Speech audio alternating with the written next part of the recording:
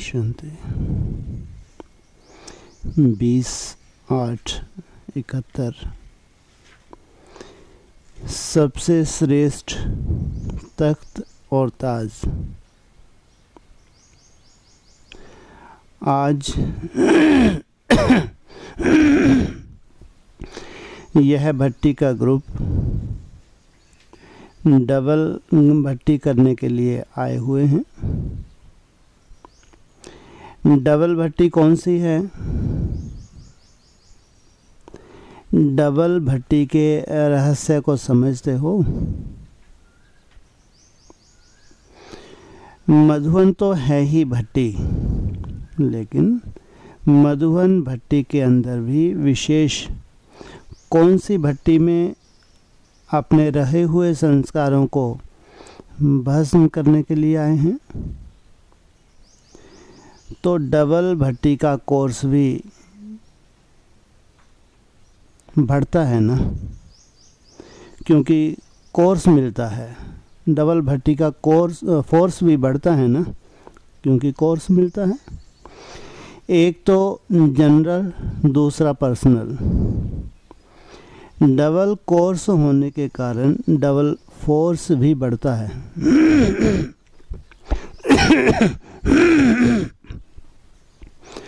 तो जैसे double force बढ़ता है, वैसे ही सदा अपने को डबल ताजधारी समझकर चलते रहें, तो यह डबल कोर्स सदैव फोर्स में रहे।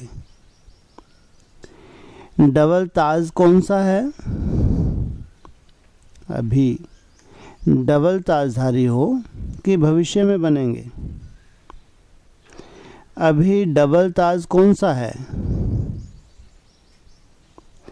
एक है लाइट अर्थात प्योरिटी की निशानी का, दूसरा है जो संगम युग पर सर्व प्राप्तियां होती हैं, जिस शक्ति द्वारा ही जिम्मेवारी को धारण कर सकते हैं। तो कौन कौन से हुए? एक प्योरिटी का, दूसरा जिम्मेवारी को धारण करने का। तो लाइट का क्राउन भी और माइट का भी है, प्योरिटी का भी और पावर का भी। यह डबल ताज निरंतर धारण करने वाले। तो बताओ, डबल फोर्स सदा कायम नहीं रहेगा? दोनों की आवश्यकता है, और दोनों सदा कायम रहने से सदा शक्तिशाली स्वरूप दिखाई देंगे। सर्विस में सफलता प्राप्त करने के लिए भी यह दो ताज आवश्यक हैं। फिर जितना जितना नंबरवार हर एक ने धारण किए हैं, उस परमाणु स्वरूप में सफलता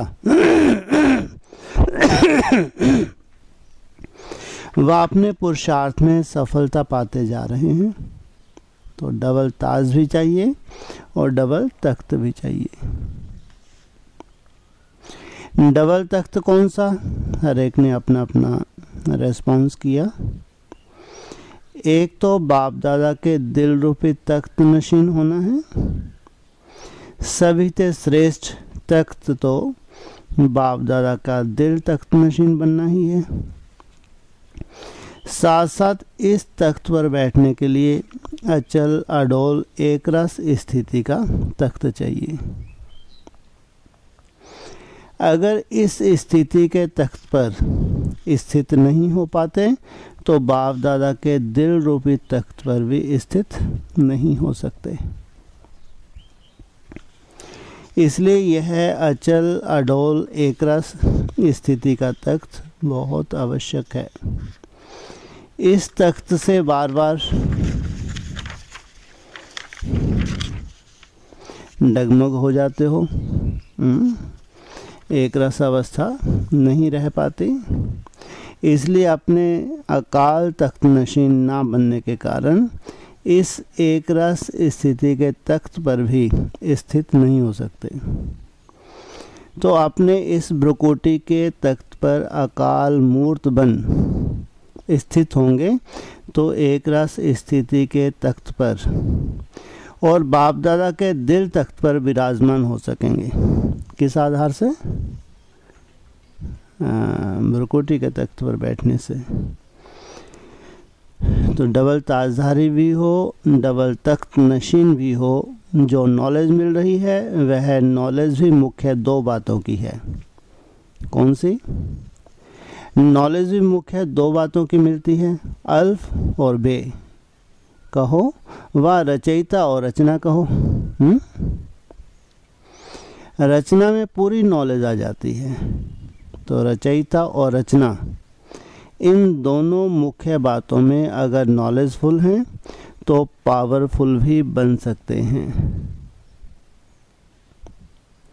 अगर कोई रचना की नॉलेज में पूरा नॉलेजफुल नहीं है, कमज़ोर है, तो स्थिति डगमग होती है। रचना की भी पूरी नॉलेज को जानना है। जानना सिर्फ सुनने को नहीं कहते। जानना अर्थात मानना और चलना, इसको कहते हैं नॉलेजफुल। जो जानता, मानता और चलता भी है, इसको कहते हैं नॉलेजफुल।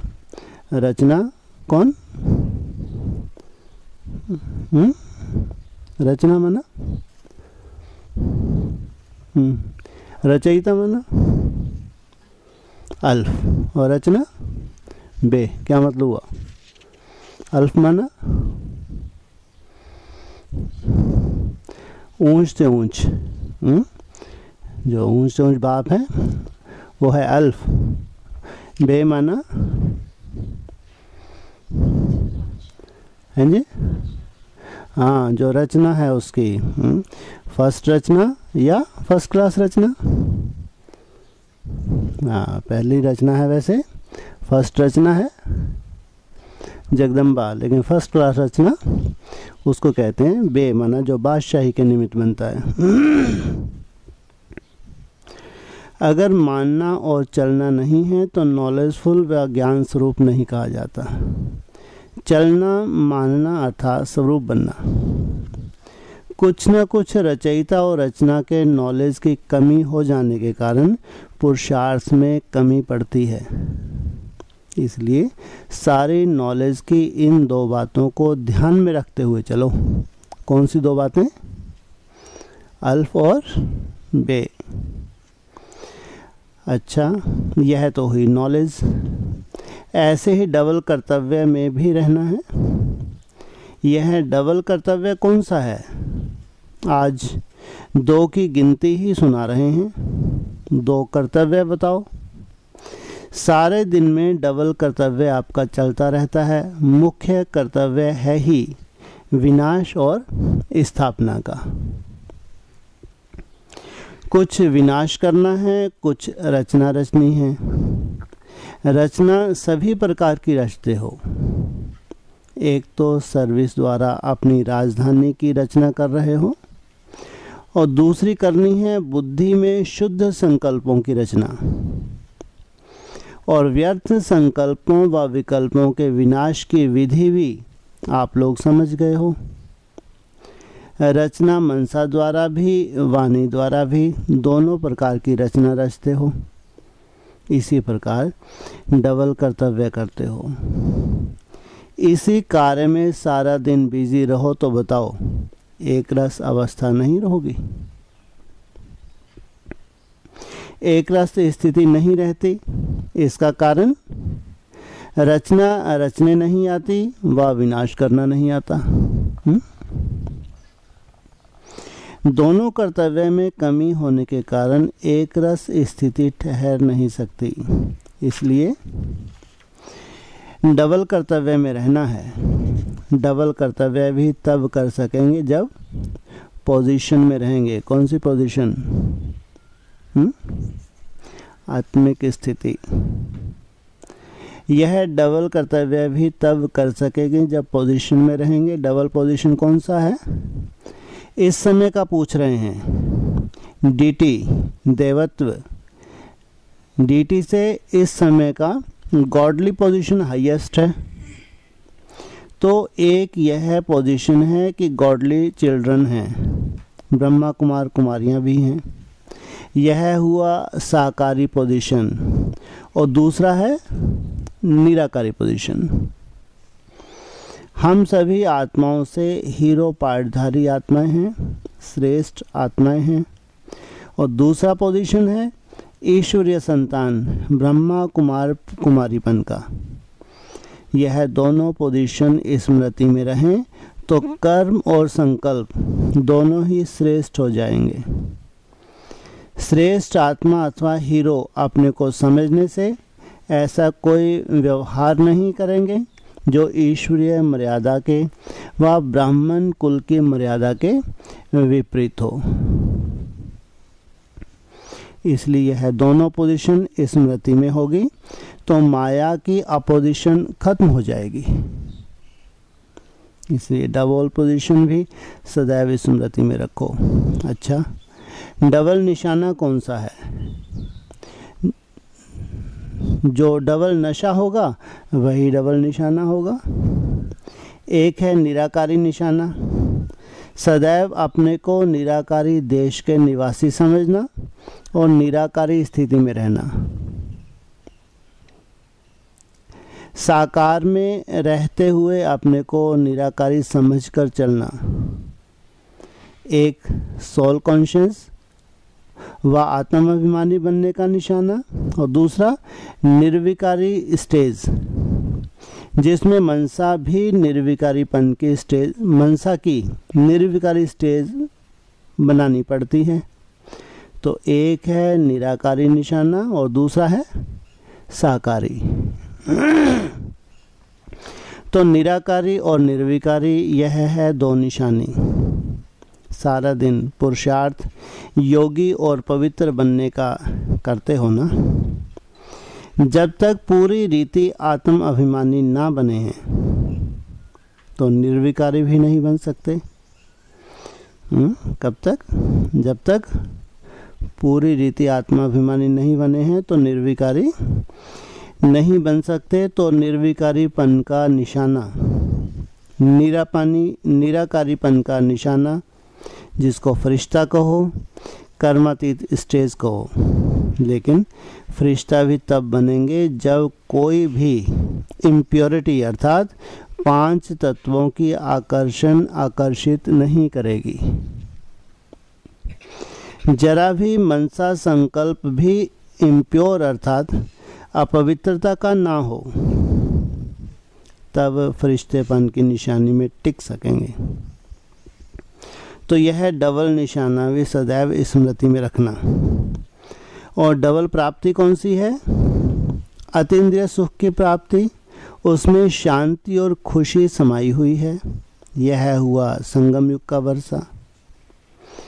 अभी जो प्राप्ति है वह फिर कभी भी प्राप्त नहीं हो सकती। तो डबल प्राप्ति है बाप और वर्षा। बाप की प्राप्ति भी सारे कल्प में नहीं कर सकते।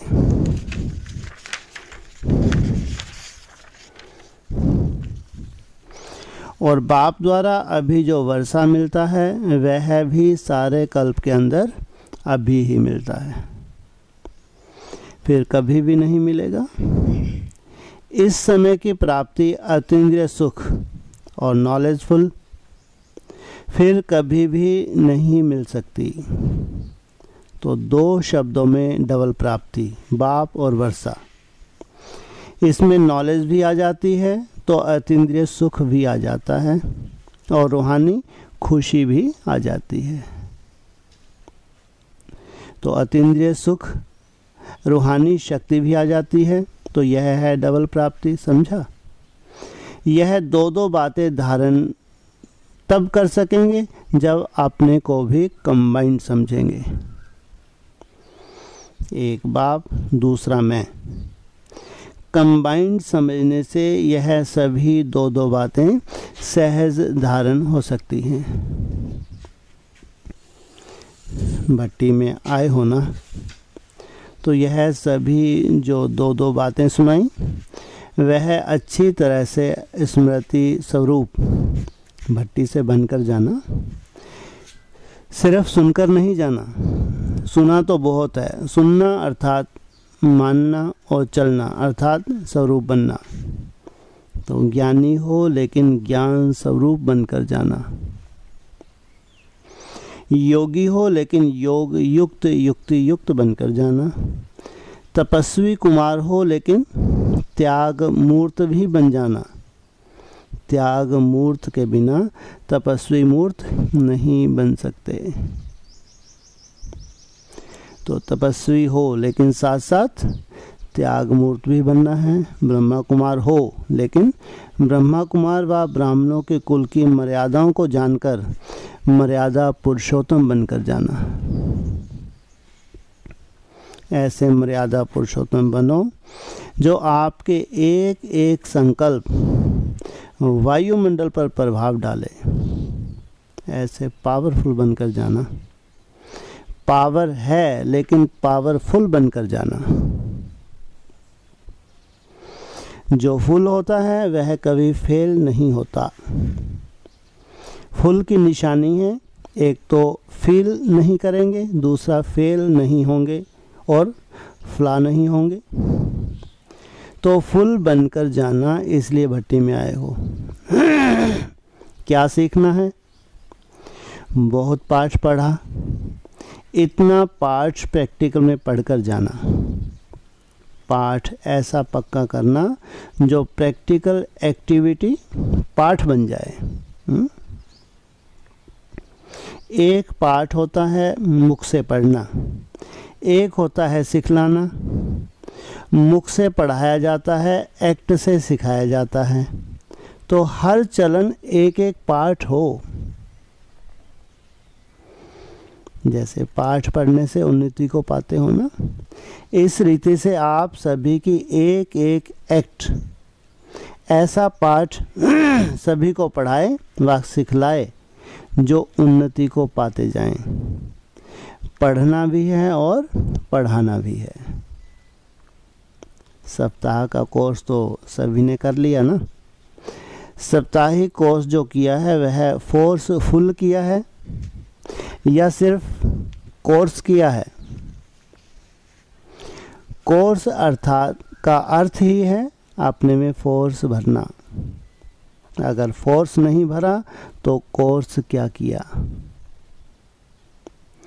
निर्बल आत्मा से शक्तिशाली आत्मा बनने के लिए कोर्स कराया जाता है। तो अगर कोर्स का फोर्स नहीं है तो वह कोर्स हुआ? तो अभी फोर्सफुल कोर्स कराने के लिए आए हो ना। डबल तिलकधारी भी बनना है। डबल तिलक कौन सा? रोज अपना तिलक देखते हो। अमृत वेले जब ज्ञान स्नान करते हो तो तिलक भी लगाते हो। आत्मिक स्मृति व स्वरूप का तिलक तो हो गया, दूसरा है निश्चय का तिलक। एक तो आत्मिक स्थिति का तिलक और दूसरा हम विजयी रत्न हैं। हर संकल्प, हर कदम में विजय, सफलता भरी हुई है। यह निश्चय बुद्धि। यह विजय का तिलक विक्ट्री है। तो आप लोगों का तिलक है विजय का और विजयी स्वरूप का। यह डबल तिलक सदैव स्मृति में रहे। स्मृति अर्थात तिलकधारी बनना है तो डबल तिलक को भी कभी नहीं भूलना। मैं विजयी हूँ, इस स्मृति में रहने से कभी भी भिन्न भिन्न परिस्थितियाँ हरा नहीं सकती। विजय हुई पड़ी है। वर्तमान समय अपनी स्थिति डगमग होने के कारण विजय अर्थात सफलता में डगमग दिखाई देते हैं, लेकिन विजय हर कर्तव्य में हुई पड़ी है। जैसे कोई सीजन की खराबी होती है तो सीजन की खराबी के कारण टेलीविज़न में भी स्पष्ट दिखाई नहीं देता। इस रीति से अपनी स्थिति की हलचल होने के कारण विजय का अथवा सफलता का स्पष्ट अनुभव नहीं कर पाते। कारण क्या है? अपनी स्थिति की हलचल स्पष्ट को भी स्पष्ट बना देती है। किस वजह से? हलचल के कारण से। उलझनों के कारण उज्जवल नहीं बन पाते हो, इसलिए अपनी स्थिति की हलचल नहीं होगी तो स्मृति क्लियर होगी। वह होती है सीजन क्लियर। जब सीजन क्लियर होते तो टीवी में कुछ डिस्टर्बेशन होती है? एकदम क्लियर। वह होती है सीजन क्लियर। और यह है स्मृति क्लियर। माना हलचल नहीं है तो क्या है? स्मृति क्लियर। अगर स्मृति क्लियर है तो सफलता भी क्लियर रूप में दिखाई देगी। अगर स्मृति क्लियर नहीं व अपने ऊपर पूरी केयर नहीं, केयरफुल कम होने के कारण रिजल्ट भी फुल दिखाई नहीं देती। जितना अपने ऊपर केयर रखते हो उतना क्लियर होते हो और उतना ही सफलता। सफलता अपने पुरुषार्थ में व सर्विस में स्पष्ट और समीप दिखाई देगी, नहीं तो ना स्पष्ट दिखाई देती ना समीप दिखाई देती।